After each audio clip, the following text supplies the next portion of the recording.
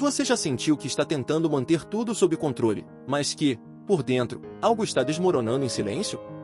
Talvez você esteja vivendo exatamente isso agora, um momento em que a vida parece exigir demais, onde o caos lá fora ecoa uma confusão interna que você não consegue nomear. E mesmo assim, você segue. Funciona. Sorri. Aguenta. Mas e se o que você chama de fraqueza for, na verdade, um convite? Este vídeo é para quem está cansado de tentar entender tudo com a mente, e começou a sentir que precisa escutar mais com o coração. Vamos juntos atravessar o caos não para vencê-lo, mas para compreendê-lo. Com os olhos do estoicismo, com os pés no presente, com práticas que cabem no cotidiano real. Você vai descobrir por que o silêncio pode ser sua maior força. Vai aprender a diferenciar o que merece sua energia do que só consome sua paz. Vai entender por que a ansiedade não é um erro, é um pedido de retorno.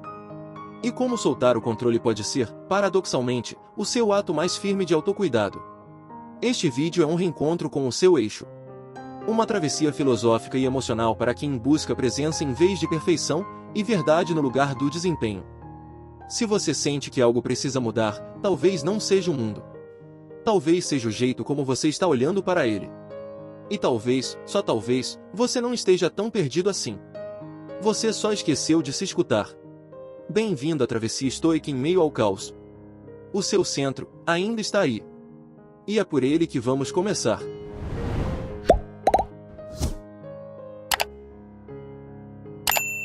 Há dias em que o mundo parece um redemoinho. Tudo gira depressa demais, os sons são altos demais, os prazos curtos demais. A mente corre tentando resolver o que está fora do alcance, e o corpo se contrai como se pudesse, assim, controlar o que acontece lá fora.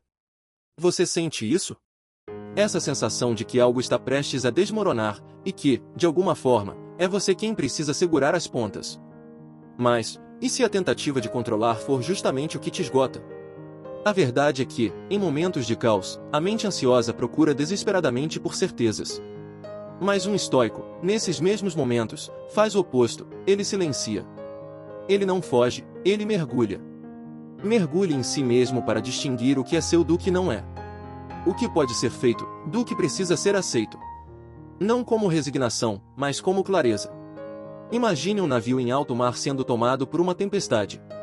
O marinheiro sem preparo corre de um lado ao outro, tentando conter as ondas com as mãos. O estoico, por outro lado, fecha os olhos por um instante. Sente o chão sob seus pés. Lembra da bússola interna. E se pergunta, o que posso fazer com dignidade, mesmo em meio ao caos? É sobre isso que vamos falar hoje. Não para oferecer fórmulas mágicas. Não para dizer que o caos vai desaparecer. Mas para lembrar que existe um lugar dentro de você que permanece firme. Um eixo invisível.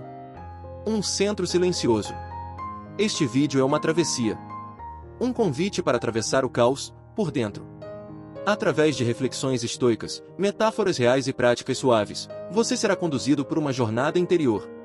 Uma jornada que começa no incômodo, passa pelo entendimento, e chega, lentamente, a um espaço de reconexão. Porque, às vezes, o caos lá fora é apenas um reflexo do que deixamos de escutar aqui dentro. E quando aprendemos a escutar, algo muda. Não lá fora, mas dentro. E isso basta. Pronto para atravessar esse mar? Há um tipo de barulho que não vem de fora. É o ruído interno que se forma quando tudo parece urgente, quando os pensamentos colidem uns com os outros como carros em um cruzamento sem semáforo. Mesmo no silêncio do quarto, há vozes, questionando, exigindo, lembrando o que falta, o que precisa, o que ainda não deu certo. Mas há um segredo antigo, esquecido pela pressa do século XXI. O silêncio verdadeiro não é ausência de som. É presença. Presença inteira. É quando você não foge mais de si. Sêneca dizia, enquanto você corre para alcançar a vida, ela está escapando de você. O silêncio de que falamos aqui não é um luxo reservado a monges ou retiros distantes.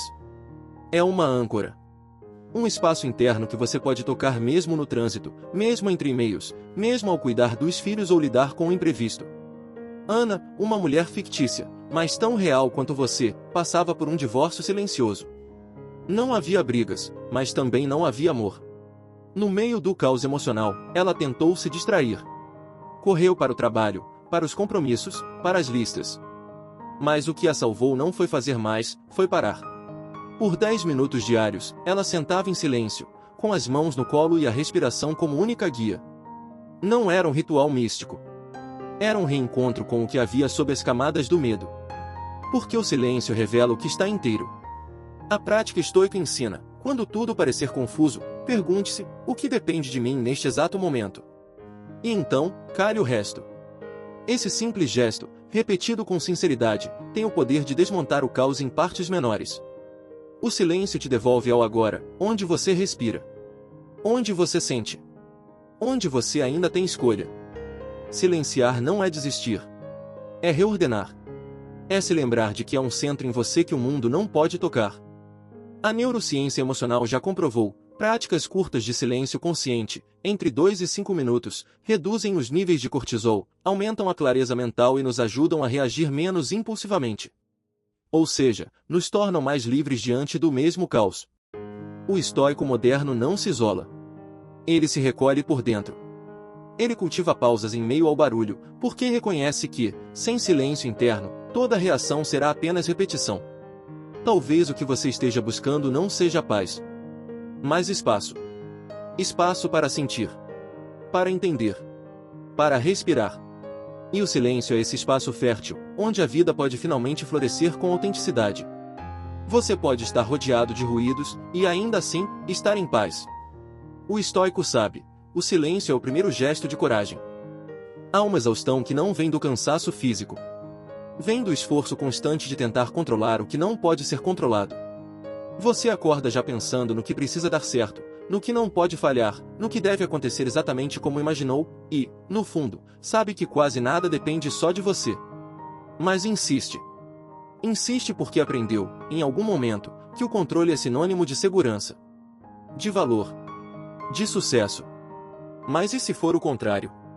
Epicteto nos ensinou, não são as coisas que nos perturbam, mas a interpretação que fazemos delas. E a mais desgastante de todas as interpretações é aquela que diz que tudo está sob sua responsabilidade, até o que não está. O caos moderno não é feito apenas de eventos inesperados. Ele nasce, muitas vezes, do atrito interno entre o que é, e o que você esperava que fosse. Entre a realidade, e o seu plano mental. Esse atrito gera tensão. E a tensão constante gera ansiedade, frustração, fadiga. Um ciclo invisível, mas devastador. Imagine uma pessoa tentando segurar água com as mãos. Quanto mais ela aperta, mais a água escapa. Quanto mais ela tenta conter a vida, mais ela sente que está perdendo tudo. Foi o que aconteceu com Rafael, nome fictício, história real. Ele perdeu o emprego durante uma reestruturação. Mas, em vez de digerir o momento, passou meses tentando prever cada passo seguinte, controlar cada detalhe, exigir de si uma solução imediata. Resultado: insônia, dores físicas, e uma sensação profunda de fracasso.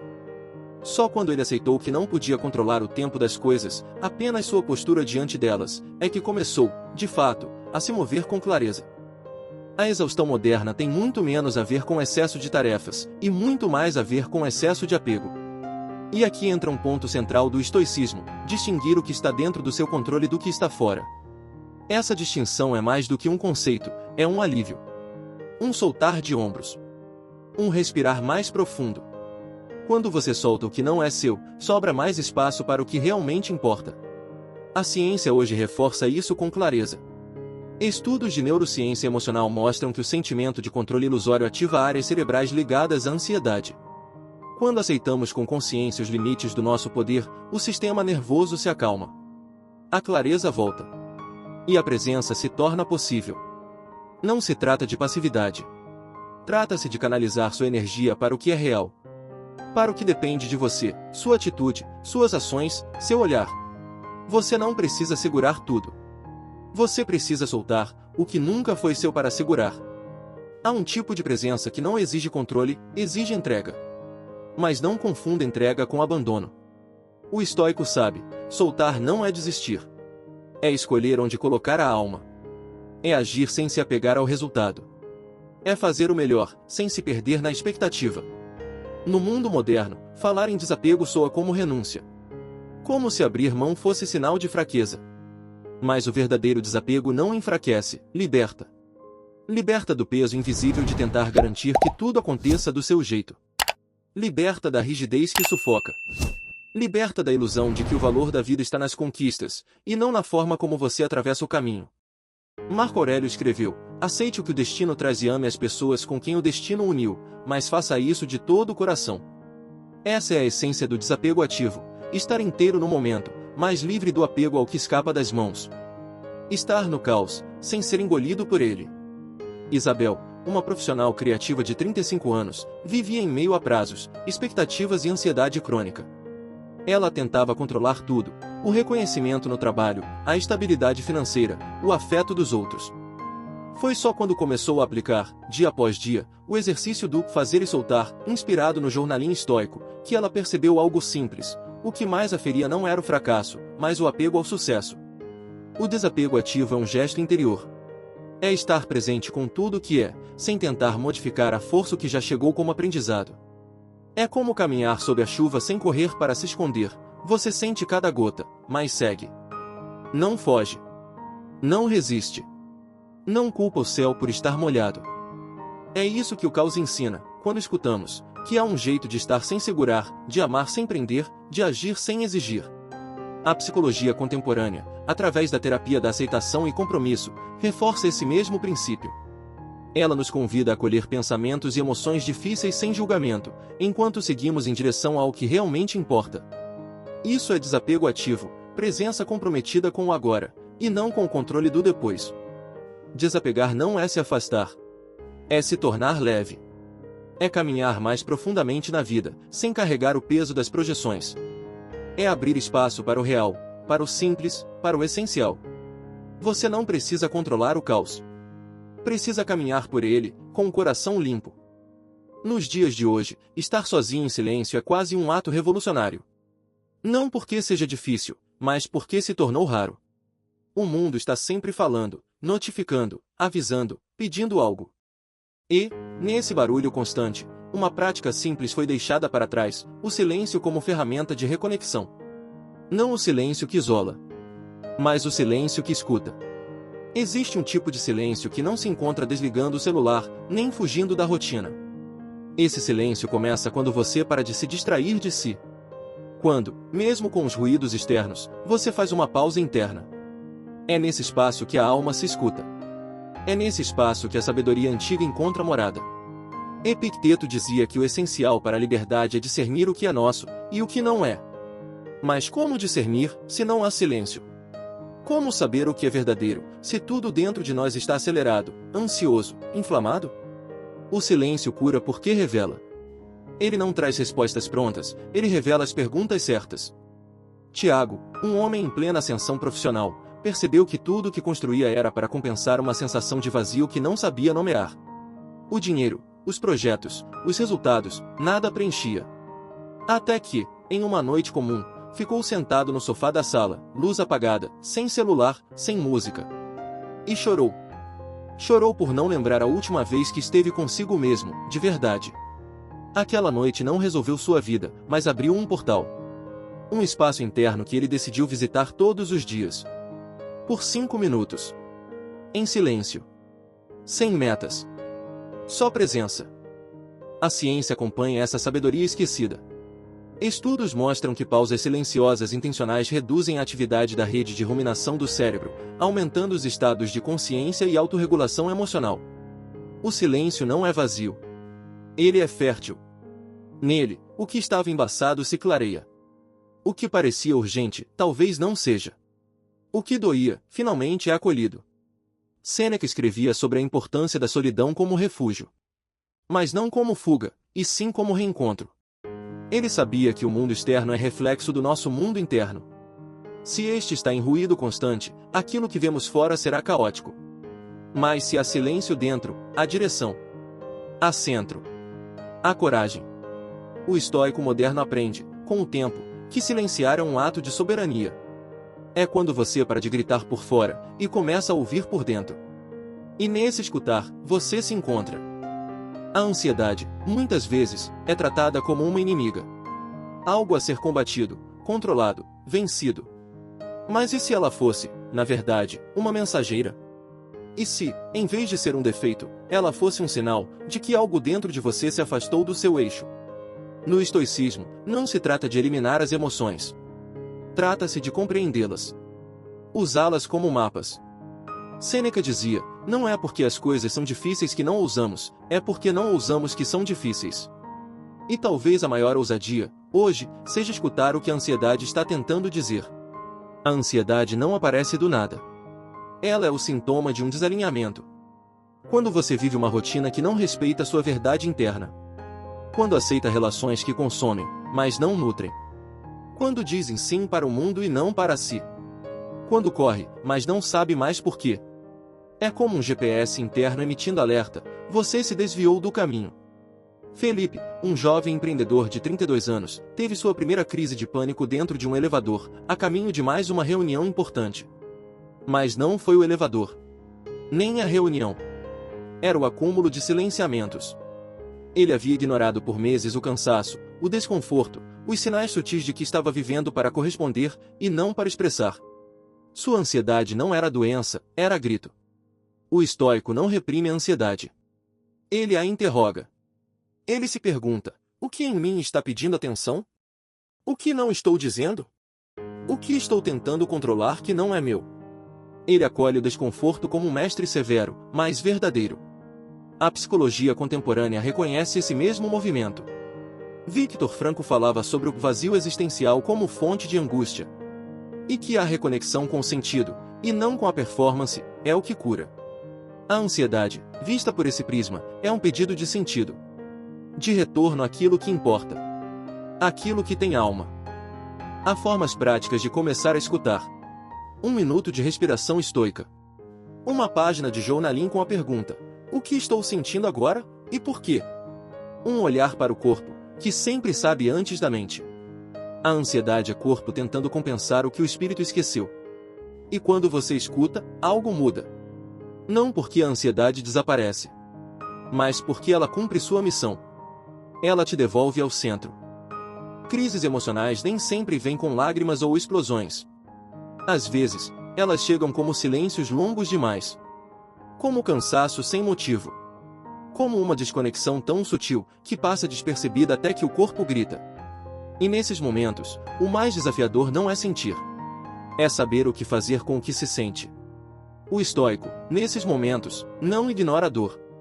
Ele observa. Ele cria espaço. E, acima de tudo, ele age com coragem, não a coragem heróica das grandes batalhas, mas a coragem sutil das pequenas escolhas diárias. Aquelas que ninguém vê, mas que mudam tudo por dentro. Primeiro, pausar com presença.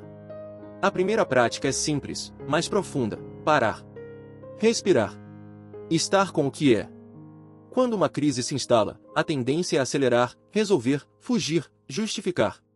Mas o estoico sabe que é no parar que mora o princípio da cura. Ao pausar com presença, você diz ao corpo, estamos seguros. Você interrompe o ciclo da reatividade. 3 minutos de respiração consciente, sentindo os pés no chão e o ar entrando pelas narinas, são suficientes para acalmar o sistema nervoso e restaurar a clareza mínima para o próximo passo. Segundo, nomear sem julgar. A segunda prática é dar nome ao que se sente. Não como rótulo, mas como reconhecimento. Marco Aurélio escrevia em seu diário, hoje estou com raiva. Isso é natural. Cabe a mim não me deixar arrastar por ela. Ao escrever o que se sente, sem censura, o estoico começa a desatar os nós invisíveis da alma. Estou frustrado. Sinto medo. Estou perdido. Ao nomear, algo se organiza. Ao não julgar, algo se liberta. Terceiro, microações com alma. A terceira prática é agir. Mas não com pressa. Com propósito. Pequenas ações que reconectam. Uma caminhada em silêncio, uma conversa honesta, uma oração sem palavras, um banho tomado como ritual de reinício. Viktor Frankl dizia que mesmo no meio do sofrimento, o ser humano é livre para escolher sua atitude. A ação estoica nasce daí, da escolha de agir não para escapar da dor, mas para atravessá-la com dignidade. Marina, por exemplo, enfrentou um luto inesperado. Tentaram distraí-la com frases prontas. Mas foi quando ela aplicou essas 3 práticas, parar, escrever, caminhar todos os dias por 15 minutos ouvindo o som do próprio passo, que algo em seu peito começou a se reorganizar. Não havia alívio imediato. Mas havia presença. E onde há presença, há recomeço. A crise emocional não é fraqueza. É transição. E toda transição exige coragem. Não há coragem de resistir. Mas há de sentir e seguir. Vivemos cercados por tecnologia, velocidade e promessas de soluções instantâneas. Temos acesso a tudo, o tempo todo. Mas, paradoxalmente, nunca estivemos tão perdidos. É como se soubéssemos de muitas coisas, mas tivéssemos desaprendido a viver. E é justamente no meio desse colapso silencioso que o caos revela algo essencial, que a sabedoria antiga nunca foi passado. Ela é futuro. Ela é bússola. E ela é urgente. Marco Aurélio escrevia seus pensamentos não para impressionar o mundo, mas para lembrar a si mesmo como permanecer inteiro em meio à guerra. Sêneca, mesmo diante da morte, falava sobre serenidade. Epicteto, que viveu como escravo, ensinava liberdade interior. Homens que enfrentaram contextos hostis e ainda assim encontraram paz. O caos que vivemos hoje é outro. Não é o das espadas ou dos impérios. É o da fragmentação interna. Da desconexão entre o que somos e o que mostramos. Da ausência de espaço para sentir, refletir, simplesmente ser. E é por isso que a sabedoria antiga ressurge com tanta força, porque ela não nos ensina a vencer o mundo, mas a não nos perder dentro dele. A neurociência moderna confirma o que os estoicos já sabiam, que a mente precisa de direção, o corpo precisa de pausa e a alma precisa de propósito. Sem isso, o ser humano adoece. E é nesse vazio que as frases de Marco Aurélio soam como sussurros vivos. O que está fora de você não pode tocar o seu interior, a menos que você permita. Pedro, um designer de 37 anos, chegou ao limite da exaustão. Tentou aplicativos, terapias rápidas, técnicas de produtividade. Nada funcionava por mais de uma semana. Até que encontrou um exemplar antigo de Meditações. Leu como quem bebe água depois de dias no deserto. Não porque era simples, mas porque era verdadeiro. Pela primeira vez, sentiu que estava sendo olhado por alguém que também já havia se sentido quebrado, e ainda assim permaneceu inteiro por dentro. A sabedoria antiga não grita. Ela sussurra. Ela não impressiona. Ela transforma. E sua urgência está justamente nisso. Num mundo onde tudo é passageiro e superficial, ela é raiz. Ela é profundidade. Ela é lembrança de que o ser humano pode, sim, viver com leveza, mas sem perder a lucidez. Pode ser forte, sem se endurecer. Pode sentir dor, sem se tornar dor.